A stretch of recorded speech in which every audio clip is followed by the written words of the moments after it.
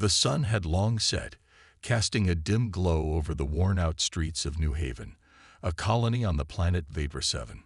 Among the towering buildings and busy markets, an alley tucked behind a massive warehouse seemed forgotten, its walls stained by years of neglect.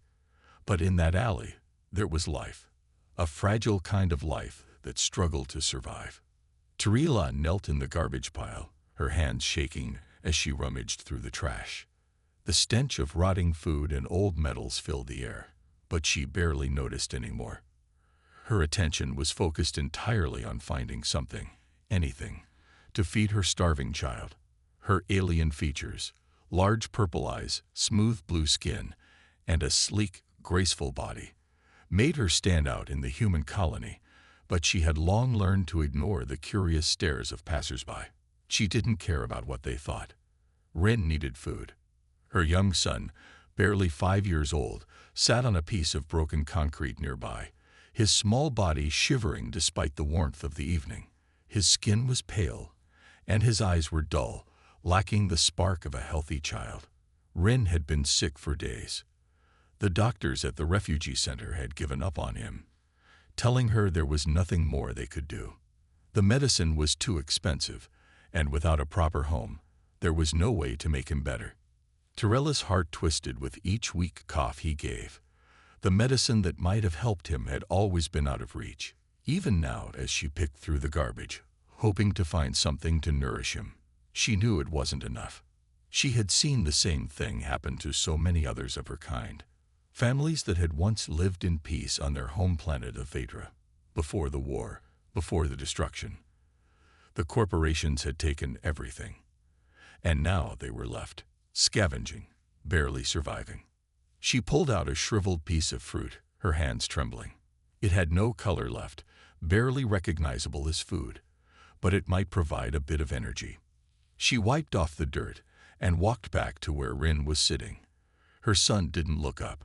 He was too weak to even care about what she had found. "Rin, sweetie, you need to eat," she said softly, her voice strained. She crouched down beside him, offering the fruit with a gentle smile.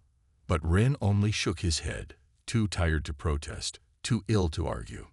Tarella's smile faded. She sat down beside him, her arm around his thin shoulders. She wanted to cry, but there was no time for that.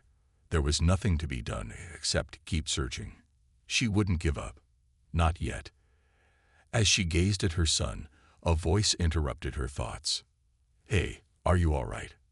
Tarela froze, her heart skipping a beat. The voice was unfamiliar, but what shocked her more was the man standing in front of her. He was human, dressed in the typical orange jumpsuit of a factory worker, with dirt smudged on his face and hands. His eyes were concerned, but there was no pity in them, just an honest interest, like he really wanted to help. For a moment, Tarela didn't know how to respond. She had become so used to being ignored, even dismissed, by the humans around her. They treated the Vedran like they didn't exist, or worse, like they were nothing but a problem. It was rare to see anyone show any real kindness. She looked up at him, trying to read his face. His gaze was warm, but there was a strength in him too, something unspoken but clear. He wasn't looking at her like she was just another beggar. "We don't have much," she said softly, not sure what else to say. She hated asking for help, but she had no choice. Rin was so weak. She could feel the desperation in her chest tightening. The man didn't hesitate. He reached into his bag and pulled out a small ration bar. "Take this," he said, holding it out to her. "It's not much, but it's enough for a meal." Tarela stared at the bar in his hand. It wasn't just food. It was help. Something she hadn't received in months. Slowly, she took it from him, her fingers brushing against his. She wanted to say something, but words failed her. Instead, she looked at Rin, who was still staring blankly ahead. "It's not much, but it's better than nothing," the man continued, his voice gentle but firm. Tarela nodded, her eyes moistening. She didn't know who this man was, but for the first time in a long time, she felt a glimmer of hope. Maybe not all humans had forgotten her people. Maybe there was still some kindness left in the world. "Thank you," she whispered, her voice trembling. The man smiled, though it was a weary smile, like he knew this wasn't enough. "Stay safe," he said. "I'll try to get you more tomorrow." And with that, he turned and walked away. Tarila watched him go, still holding the small ration bar. She didn't know his name, but she would never forget him. The next day, Tarila woke to the cold bite of the early morning air. Rin was still asleep beside her, wrapped in the tattered blanket she had found in the trash the day before. His breathing was shallow, and his face, though peaceful in sleep, looked far too thin, far too frail for a child his age. Tarilla's heart ached as she gently brushed a strand of hair from his forehead. She wanted so badly to do more for him, to take away his pain. But what could she do? The food she had found in the trash was already gone, and it hadn't been enough to fill him. As the sun slowly began to rise, casting a soft golden light on the dirty streets, Tarila knew she had to keep searching. The hunger inside her was sharp, but it was nothing compared to the hunger in Rin's body. She could feel it gnawing at her own bones, but she pushed it aside. She wouldn't stop until he had something to eat. She stood up slowly, careful not to wake him. Her back ached from the long hours of searching the day before, but there was no time for rest. Rin needed her. The streets of New Haven were starting to come alive. People hurried to work, children played in the dirt, and the usual buzz of colony life filled the air. But as always, the Vedran were invisible to most of the humans around them. They walked by with their heads down, ignoring the families in tattered clothes and hollow eyes. Some even turned their heads away, as if it was too painful to see the truth. Tarila sighed and began her walk toward the market district, hoping for a miracle. It wasn't much, but sometimes there were leftovers from food stalls, food that hadn't sold but wasn't completely spoiled. Maybe, just maybe, she could find something today. As she walked, her thoughts were interrupted by the same voice she had heard yesterday. "Hey, are you all right?" Tarila looked up, startled. It was him again, the human from yesterday. He was standing by the entrance of a small shop, his face tired but warm. His brown eyes caught hers, and for a brief moment, she felt like he truly cared. She hesitated, unsure of what to say. She had never been good at talking to humans. After everything her people had been through, she had grown quiet, cautious. But there was something different about him, something that made her want to believe there was still kindness left in the world. "I'm fine," she said, her voice quiet, unsure if the words were even true. He didn't look convinced. "You don't look fine," he said gently, his eyes glancing down at the thin figure of Rin, who had just woken up, rubbing his eyes with small, trembling hands. The man took a step closer, his gaze softening. "Is he all right?" Tarilla's heart squeezed painfully. It was hard to admit the truth, but she had no choice. "No," she said. "He's sick, and we have nothing left." For a moment, there was silence between them, as if the world around them had paused. The noise of the city, the rushing people, the hum of machines, they all seemed to fade away.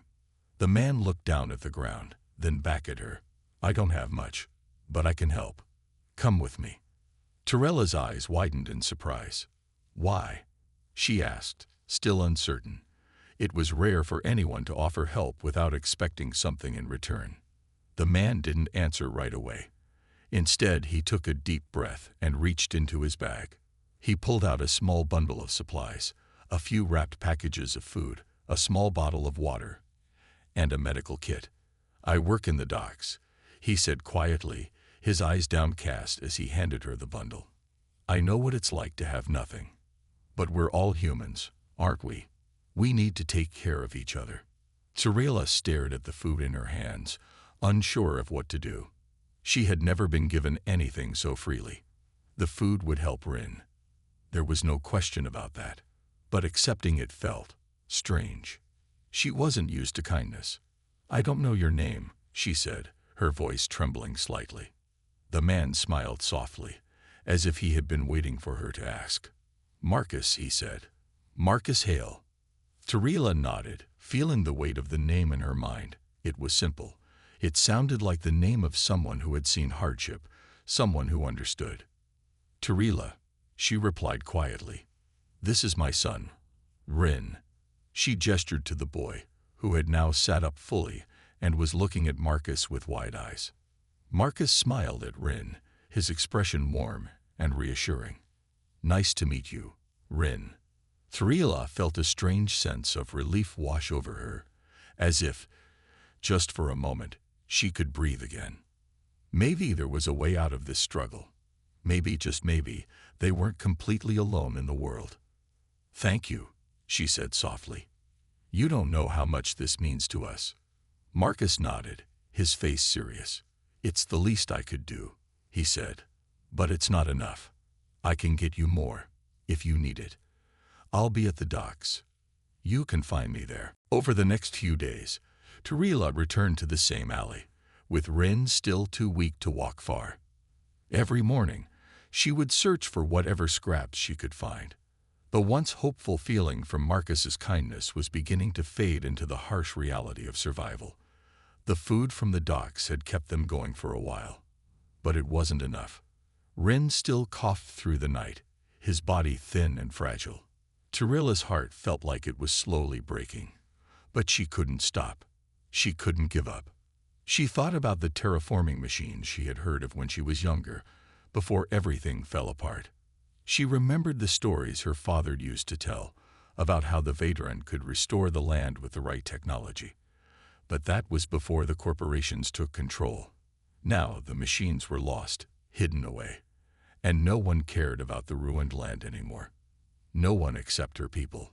Her thoughts were interrupted by the sound of footsteps approaching. She looked up to see Marcus again, walking toward her with a concerned look on his face. He was holding a small pack in his hand. I brought more, he said, his voice gentle but firm. He handed her the pack, and this time it was heavier.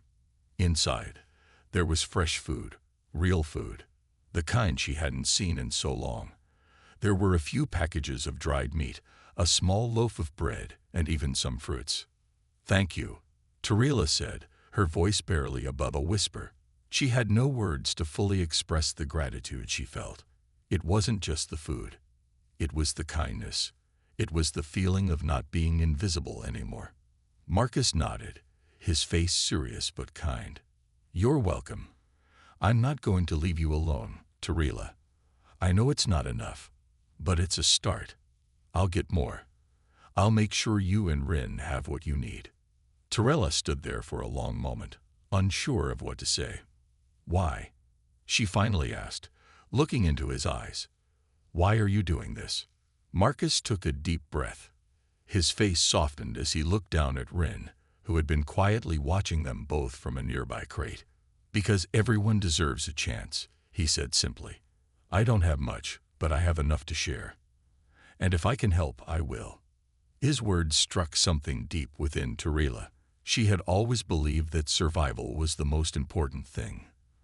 But Marcus had shown her something different. It wasn't just about surviving. It was about living. It was about showing care for others, even when life was hard.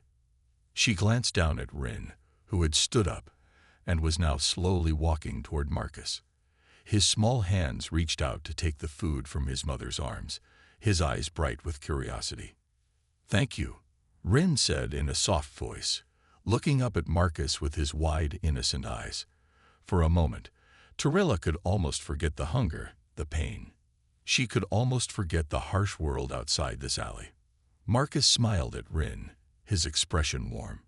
You're welcome, little one, he said, crouching down to meet his gaze. I'm glad I could help. Tarila watched them, feeling a strange mixture of hope and sadness. She had always thought of humans as cold, self-centered creatures, but here was Marcus, a man who was giving without asking for anything in return. He didn't look at her as if she was a problem or a burden.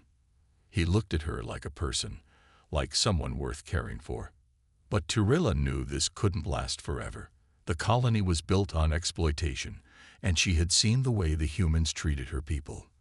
The corporations controlled everything, and it wouldn't be long before someone noticed the growing kindness Marcus was showing the Vedran refugees. As if reading her mind, Marcus stood up and looked at her with a serious expression. "I know what you're thinking," he said, "and I know this won't be easy, but we can't keep hiding in the shadows. There's more to this world than just survival. There has to be." Tarila didn't respond right away. She wanted to believe him, wanted to believe that something could change. But every time she let herself hope, it felt like that hope was ripped away.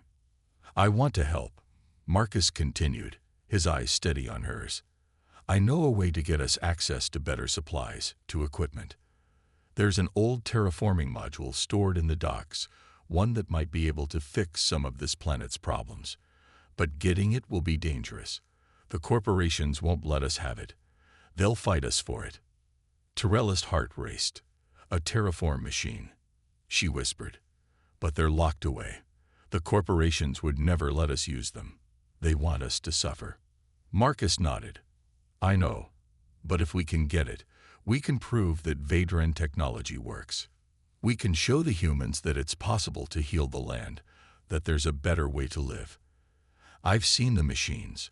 I know where they are, but I need help." The next morning, Tarila and Marcus met in the same alley where they had first spoken. The sun was rising slowly, casting long shadows across the dirt-covered street. The air was thick with the scent of burning fuel from nearby factories. But for the first time in days, Tarila felt a spark of hope in her chest. She had agreed to help Marcus. The thought of finding the terraforming machine, a tool that could heal the land and give her people a chance at a better life, was almost too good to believe. But deep down, Tarila knew that they couldn't keep hiding in the shadows. Rin needed a future, and so did the rest of her people. "Are you sure about this?" Marcus asked, his voice low as he glanced around nervously. He knew the risks. The corporations weren't just powerful, they were ruthless. If they were caught trying to take back a terraforming machine, there would be no telling what they would do. Tarila nodded. "Yes," she said quietly. "I can't live like this anymore. I won't let Rin grow up in a world like this. We have to try." Marcus's eyes softened, and for a moment, Tarila saw something in them. Something more than the quiet determination he always showed. It was a kind of understanding, a recognition that they were both fighting for something bigger than themselves. "All right," Marcus said, his voice firm. "Here's the plan. We'll head to the docks at night. That's when the guards are fewest. I've got a friend who works there, and he can help us get in. But it's not going to be easy. The security will be tight." Tarila took a deep breath. She had heard about the security of the docks. Armed guards patrolled the area constantly, and the terraforming machines were kept in a heavily fortified warehouse deep within the complex. But she had no choice. This was the only way. "I can get past the guards," she said, her voice steady. "I know how to move quietly. I've had to learn." Marcus raised an eyebrow, clearly impressed. "Good. You'll need those skills. But we'll need more than just stealth to get inside. We'll need to disable the security system." Tarila frowned. "How do we do that?" "I have an old friend named Zora," Marcus explained. "She's a technician, works with computers and security systems. She owes me a favor. If we can get to her, she can hack into the security network and shut it down long enough for us to get inside." Tarila nodded, trying to keep the growing excitement in check. This plan, though risky, could work. But there was one problem she hadn't mentioned yet. "Zara is human, right?" she asked, her voice a little uncertain. She had seen how some humans treated her people, like they didn't matter. She wasn't sure if they could trust Zara, especially after everything that had happened. Marcus seemed to understand her hesitation. "Yes," he said, "but she's one of the few good ones. I trust her. She knows what's at stake. And if we want to get through this, we need all the help we can get." Tarila hesitated but then nodded. "All right," she agreed. "We'll find her. But what if it doesn't work? What if the corporation catches us?" Marcus met her gaze, his expression serious. "Then we'll run. We'll get out of there as quickly as we can. But we have to try. We're fighting for something bigger than just us. We're fighting for a future, for our people. Tarila felt the weight of his words. She didn't want to think about failure, but she knew the danger was real. The corporation would stop at nothing to protect its interests. They couldn't afford to be caught. The two of them spent the rest of the day preparing. Tarila gathered what little she had left, an old, tattered map of the docks, some rope, and a few tools she had found in the trash. Marcus made a few calls to his contacts, arranging the meeting with Zora. They would meet her at a small cafe on the outskirts of the city just after sundown. As the day faded and the city lights began to flicker on, Tarila couldn't help but feel the weight of the coming night. Rin was still asleep, his small form curled up in the blanket. She kissed his forehead gently, making the silent promise to him that she would do whatever it took to give him a better future. The walk to the cafe was quiet, with no words between them. The streets of New Haven felt different tonight. Darker, emptier, as if the whole city were holding its breath. Tarila glanced at Marcus, who was walking beside her, his jaw set and his eyes scanning the area. Finally, they arrived at the cafe. It was small, tucked between two tall buildings, almost hidden in plain sight. Inside, it smelled of warm bread and fresh coffee. The low hum of conversation filled the air, and in the corner booth sat a woman with dark, short hair and sharp eyes. Zara. Marcus walked straight to her, and Tarila followed, her heart pounding in her chest. This was it. They were so close to the plan that could change everything. The night had fallen completely, and the city of New Haven looked different under the cover of darkness. The usual noise of the bustling streets had quieted down, replaced by the low hum of machines working in the distance. The city felt like a sleeping giant, unaware of the small group of people who were about to change everything. Tarila, Marcus, and Zara were standing in an alley near the docks, waiting for the signal. The air was cool, and the scent of oil and salt water filled their noses as the wind blew in from the bay. Tarila's heart was racing with nervous energy. This was the moment they had been working toward for days, and now that it was finally here, everything seemed uncertain. "We move in 5 minutes," Zara said, her voice steady as she checked the small device in her hands.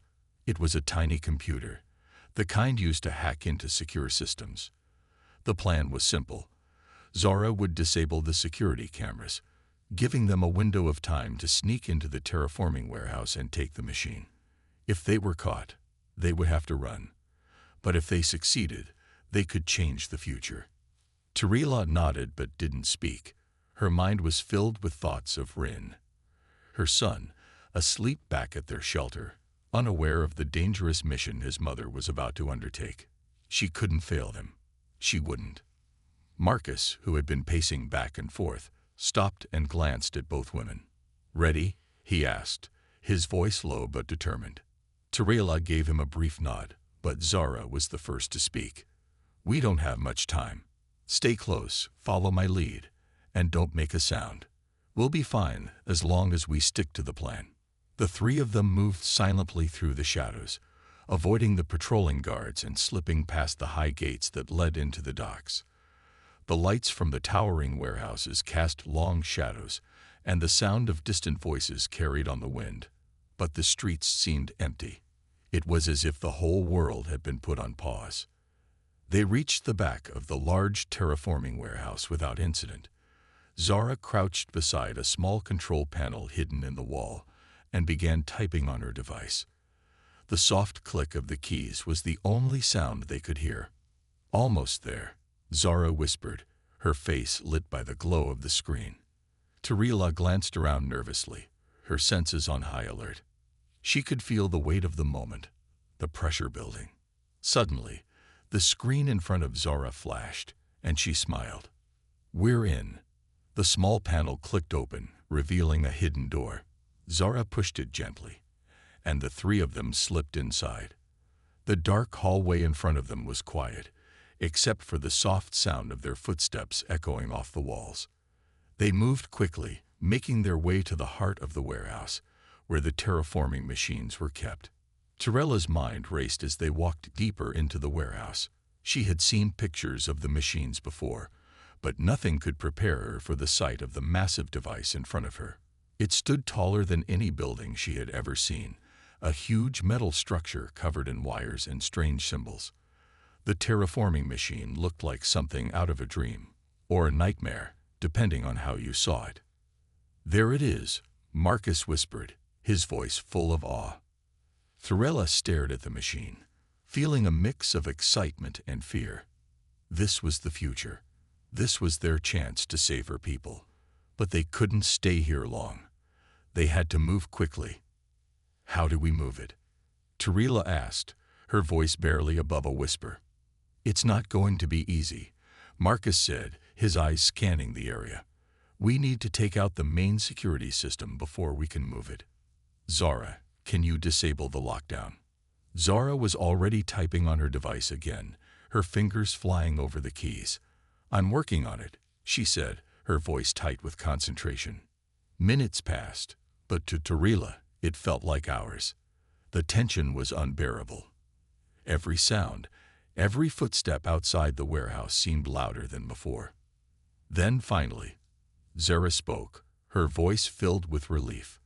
"Done. The lockdown's off. We can take the machine now." Marcus quickly moved to the machine, inspecting it for any signs of protection. "We'll need to disconnect the power source," he said. "It's the only way to move it without triggering alarms." Tarella nodded, taking a deep breath as she stepped forward to help. She had always been good with machines. Her people had to be. They didn't have the luxury of waiting for someone else to fix things. She carefully examined the machine, her fingers tracing over the cold metal. "This is it," she said, her voice calm but full of determination. The sound of the alarm echoed through the warehouse like a nightmare.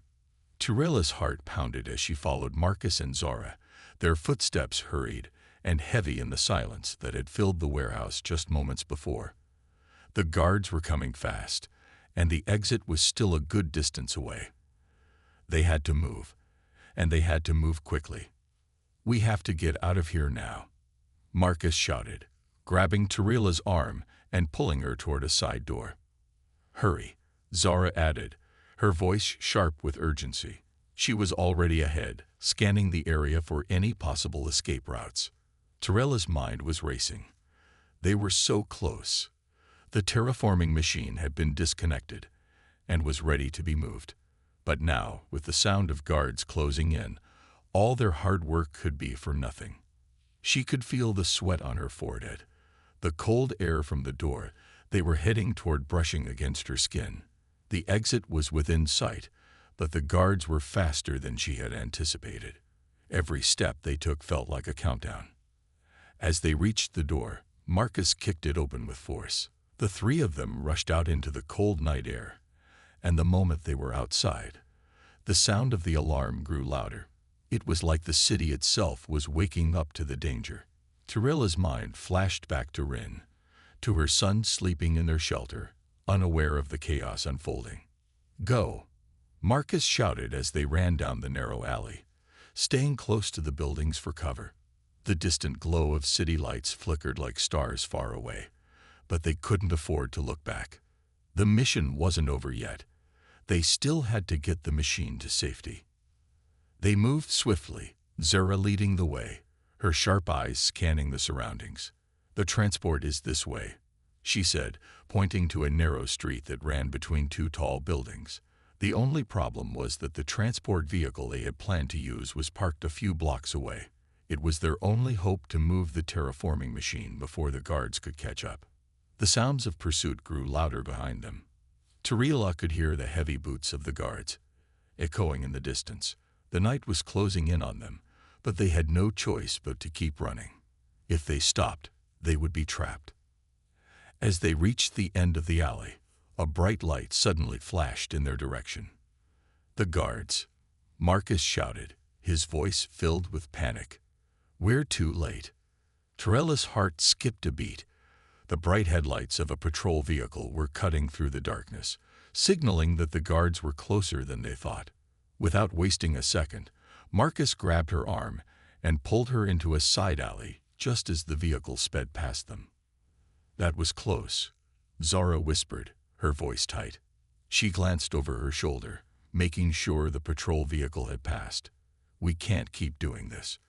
They'll catch us eventually." Thorella's mind raced, her thoughts spinning. The mission was falling apart. They couldn't outrun the guards forever, and they couldn't hide the terraforming machine for long. They had to think fast. "There's a shortcut," Torella said suddenly, her eyes lighting up with an idea. "I know a way through the underground tunnels. It'll take us right to the docks where the transport is waiting. But we have to move quickly." Marcus hesitated for a moment. "Are you sure?" Torella nodded, her expression determined. "It's the only way. We can't keep running above ground. The tunnels are hidden, and the guards don't patrol them often. But we'll have to hurry." Without waiting for another word, Torella led the group toward a nearby manhole cover. She crouched down and pulled at the rusted metal with all her strength, her hands slick with sweat. It took a moment, but finally, the cover gave way, and the underground tunnel was exposed. "Let's go," she said, her voice urgent. "Quickly." Zara and Marcus climbed down first, followed by Torella. The tunnel was dark and narrow, with the smell of damp earth filling the air. They moved silently, knowing that if they made any noise, they could attract the guards' attention. The path through the tunnels was familiar to Torella. She had used them before to sneak through the city unnoticed. They were older, part of the original infrastructure of New Haven, and few people used them now. The underground passages were the perfect hiding place for their mission, if they could reach the transport in time. The air down here was cold, and the walls were lined with old pipes, but they didn't stop. They kept moving forward, following Torella's lead.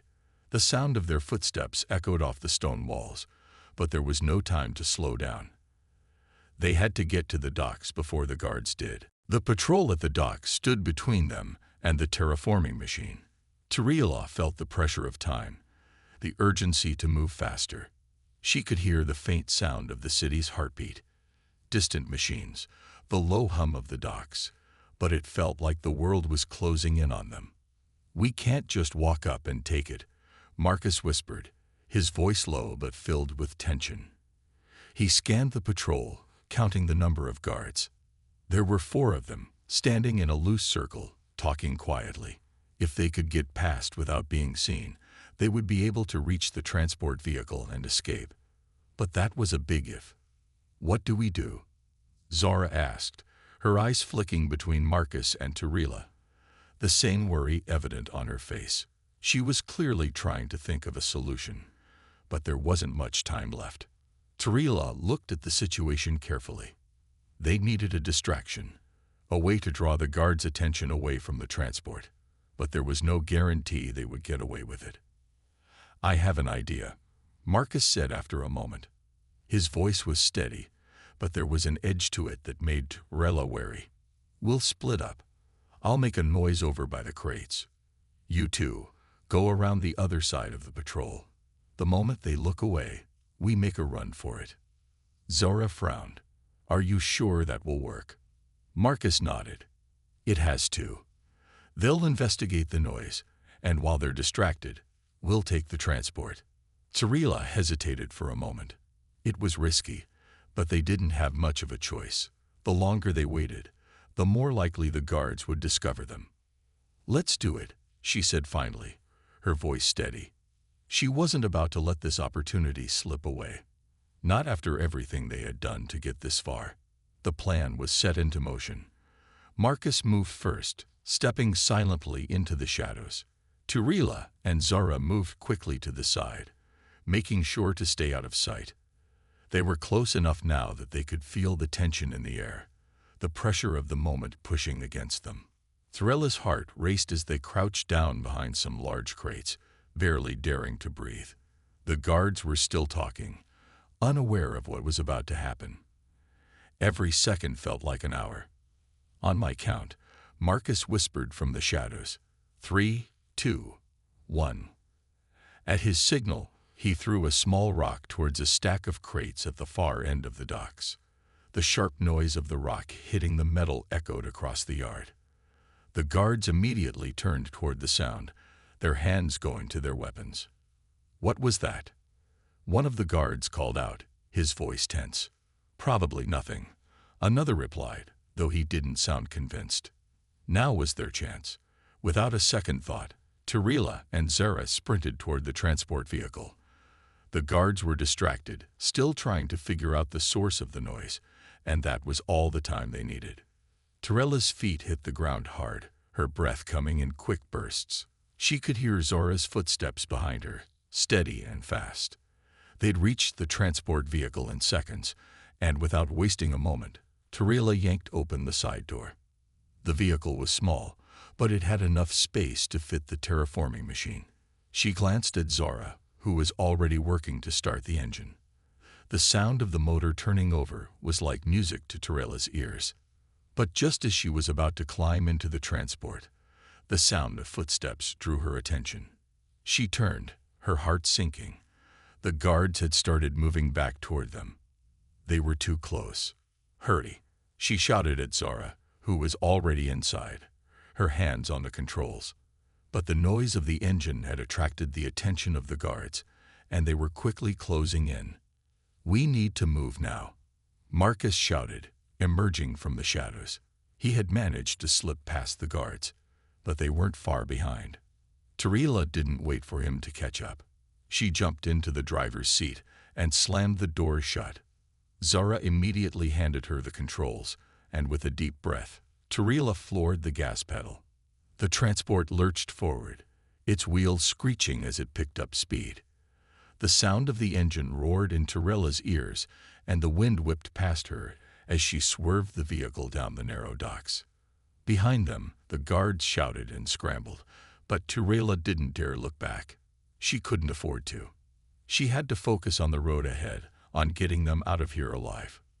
"Go left," Zora yelled, pointing toward a narrow alleyway that led toward the outer part of the city. "It's a shortcut. It'll throw them off our trail." The transport sped down the deserted streets, the engine's hum the only sound breaking the silence of the night. Tarila kept her grip firm on the steering wheel, her eyes darting from side to side as she navigated through the quiet city.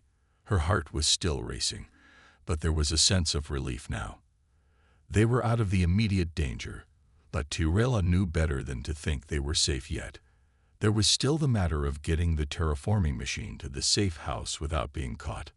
Behind her, Zara and Marcus sat quietly, both looking over their shoulders as if expecting the sound of pursuit at any moment.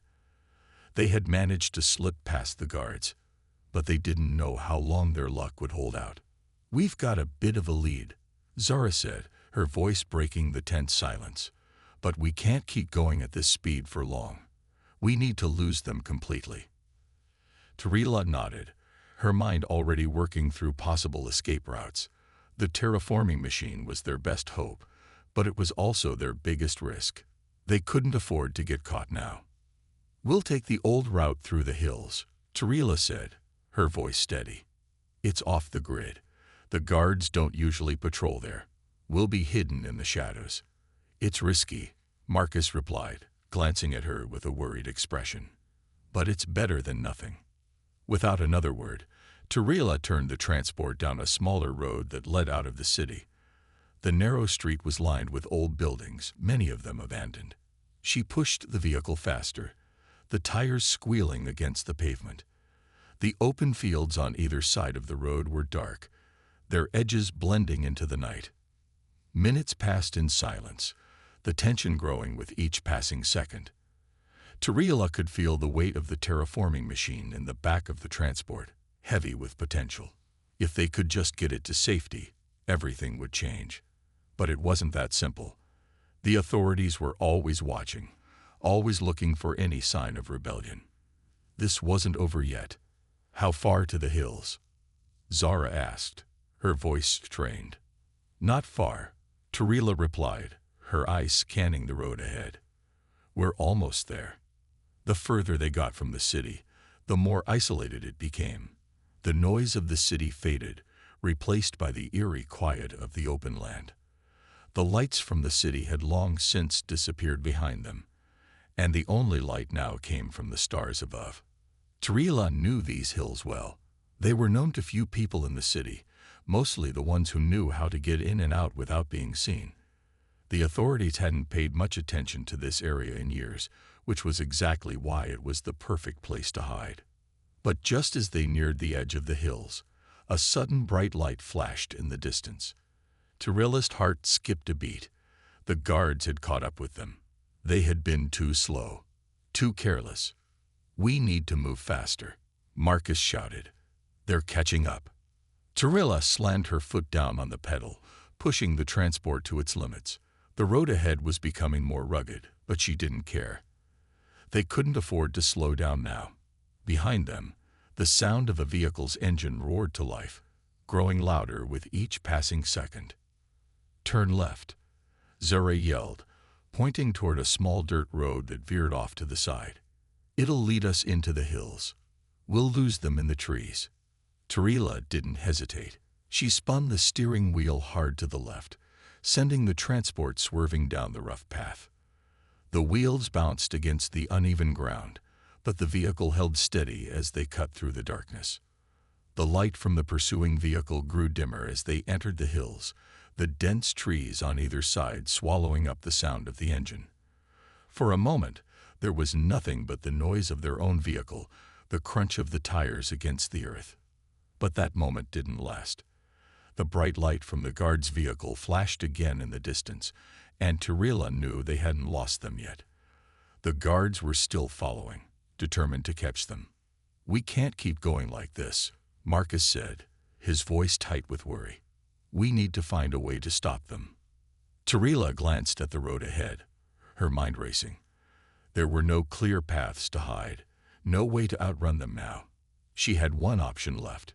It was risky, but it was their only chance. The sun had just begun to rise, painting the sky with hues of pink and orange as Tarilla steered the transport down the winding path toward the safe house.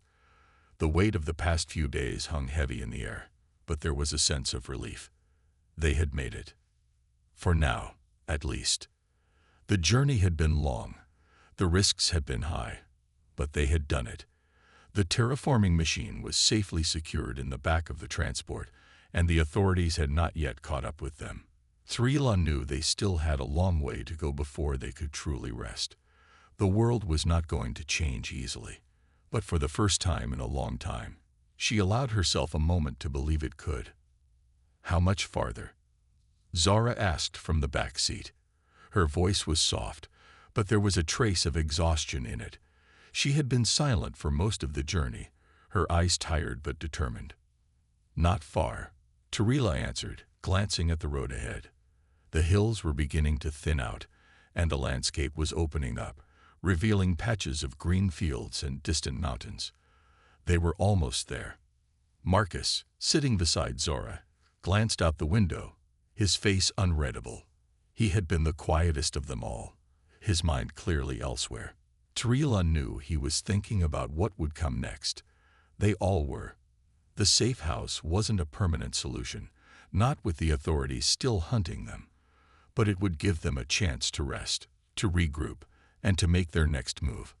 As the transport sped forward, a sudden thought crossed Tarilla's mind. What if the safe house is no longer safe? It was a real concern. The safe house had always been a reliable hideout, but the guards were getting better, and they were starting to get closer. Tarilla pushed the worry aside for now. They couldn't afford to panic. They had to get there first. As the transport turned onto a narrow dirt road, a familiar sight appeared in the distance. The old wooden house nestled in the valley, surrounded by tall trees. It was small, weathered by time, but it had been their sanctuary in the past. It was hidden, isolated, and that was what made it perfect. Tarilla pulled the transport into the small yard and parked it next to the house. The quiet of the place was almost unnerving after the chaos of the past few days. She glanced at Zara and Marcus, both of whom were already getting out of the vehicle, their faces full of anticipation and exhaustion. "We're here," Tarilla said softly, more to herself than to anyone else. Marcus let out a quiet sigh of relief and stretched his arms. "It feels like a lifetime since we've been here," he said. "It's been a long road," Zara replied, her voice tired but grateful. "But we made it." The three of them stood in front of the house for a moment, taking in the silence. It was a strange kind of peace, the kind that came after a storm had passed. The world felt still, but Tyrella knew that calm was only temporary. Inside the house, it was just as they remembered, simple with only the essentials: a few worn couches, a small table, and a fireplace that had long since gone cold. It wasn't much, but it was enough. Tyrella placed the terraforming machine in the center of the room. It was heavy, but the potential it held was immeasurable. They had it now. They could change everything. But first, they needed time. Time to rest. Tyrella sat down at the table, her mind already turning over the next steps. "Now we plan. We have the machine, but we still need to figure out how to use it. And we need to be ready for whatever comes next." Marcus sat across from her, his face serious. "We also need to think about what happens after we use it. There's no turning back once we start." Tyrella nodded. She knew. They were taking a huge risk, but there was no other choice. The planet needed saving, and they were the only ones who could do it. "We've come this far," Tyrella said, her voice steady. "We're not turning back now." For the first time in days, there was a sense of calm in her voice. The weight of the world was still on her shoulders, but she could feel a small spark of hope flicker inside her. They had made it through the worst. They had the machine. And together, they could do this. Zara smiled slightly, as if reading her thoughts. "You're right," she said. "We're not turning back."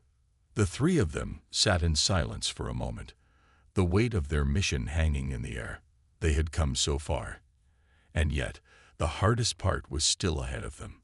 But Tyrella knew they could do it. They had each other. And they had the one thing that mattered more than anything else: hope. As the sun began to rise higher in the sky, Tyrella stood up and walked toward the window. Outside, the world was waking up. The sky was brightening. The birds were starting to sing. It was a new day. And for the first time in a long time, Tyrella felt like there was a chance for something better. "Let's get to work," she said with a determined smile.